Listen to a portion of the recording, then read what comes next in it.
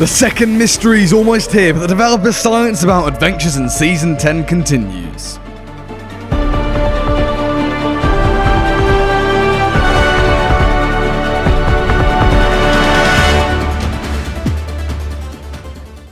So then, Sea of Thieves podcast episode 11 has released, and we have got some teases regarding what should be coming to the game, especially regarding the next mystery. However, I'll talk a bit later about something different about this podcast.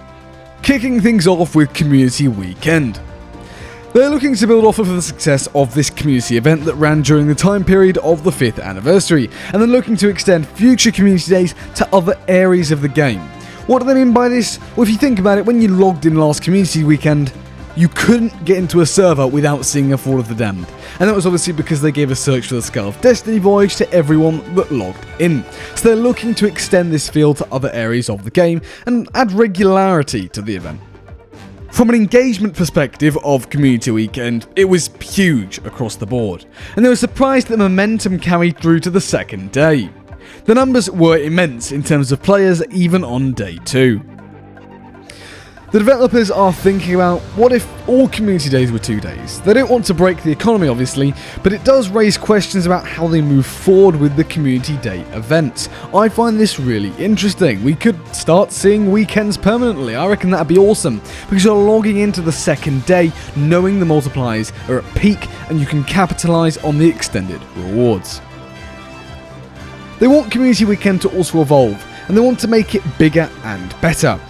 They also have new items in development that they're looking to premiere at a community event.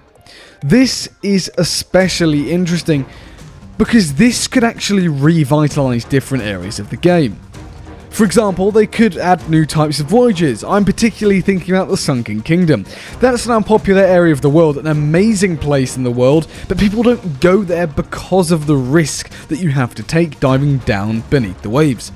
What if they added a brand new item there that is worth loads of gold or gives you a cosmetic set or something along the lines of that? That would revitalise the Sunken Kingdom or add something in the Sunken Kingdom for the duration of Community Weekend. I mean, what if they moved, say, the Chest of Fortune to the treasuries in the Sunken Kingdom or even the shrines in the Sunken Kingdom just for the duration of Community Weekend? Even if it was only ever so often, maybe they could put a cloud in the sky or, I don't know, a tornado, a beacon above them to signify, I don't know, revitalising the Sunken Kingdom could be really interesting. And the gameplay opportunities could be awesome. I mean, if I was going to a location which I knew had a Chest of Fortune, had it in the Sunken Kingdom, I mean, do you stay on your boat and wait for someone else to do it? Do you dive down and risk above the surface your boat getting stolen? The whole Sunken Kingdom dynamic could be very, very cool.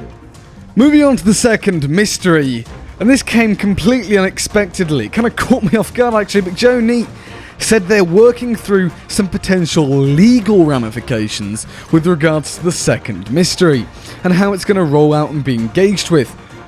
My goodness, what are they doing? What are they doing at Rare? I cannot tell you what I think they're doing because I've no idea what they're doing. I don't see how anything could be illegal, almost, but I don't think it'll be Disney. That's the one thing. I don't think it'll be any form of crossover. They'll save whatever they have with that for the Xbox Game Showcase. Joe Neat went on to say that they've almost had to write a new legal playbook. The mystery, however, is very fun, and it feels very Sea of Thieves. It's in the realms of stuff they've wanted to do for a while. There's bits of in-game stuff and bits of out-of-game stuff, but it just requires a firm eye from their legal team.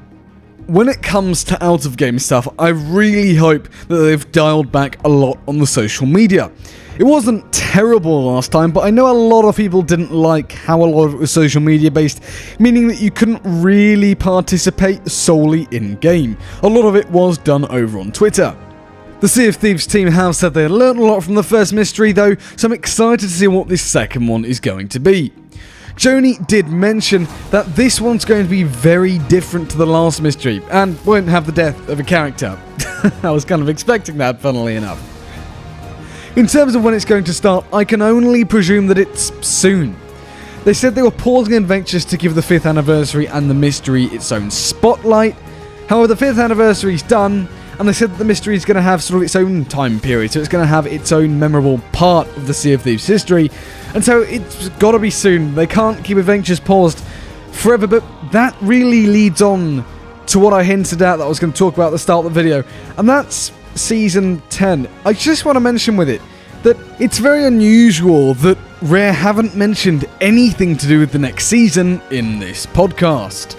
In fact, this podcast was pretty lackluster by all accounts in terms of Sea of Thieves. I mean, Community Day's interesting, sure, on what they're doing with that. It's nice to know about the second mystery, but that's not the juicy stuff.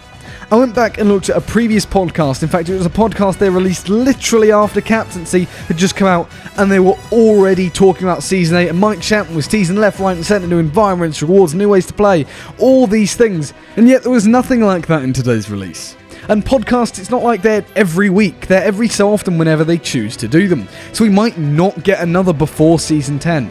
However, this is all playing into the narrative of Season 10 being big, and a lot of people, other content creators especially, talking about how the developers are being too quiet. And in experience of Sea of Thieves and the developers, whenever they're quiet, there's either nothing or they've got something to hide because they're being extra careful to keep it a secret. So I personally still think Season 10 is going to be big, but it's a really tough one because on one hand you've got all of the overwhelming evidence to suggest a new crossover, but then you look at the roadmap we were given at the start of 2022 and how that had new social options for crews in Season 9, guilds were teased at the end of last year, we know that things changed with the seasonal schedule, and so was just everything pushed back a season, so then Season 10 will be guilds, which are the new social options for crews.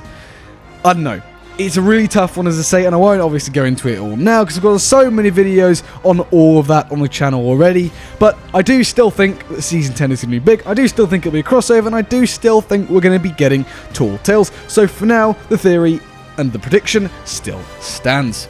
Anyways, that does just about bring us to the end of the video. Let me know what you think of all this down in the comments below. Are you excited for the second mystery, or did you not really enjoy the first one and so aren't really that bothered about the second one? Thank you so much for watching. If you did enjoy, then please do consider leaving a like. It really helps out the channel an absolute ton, and subscribe to stay up to date with all the latest Sea of Thieves news as and when it comes out. And while you're at it, why not hit the bell as well so you never miss a single upload. But anyways, apart from all that, thanks for watching and I'll see you later.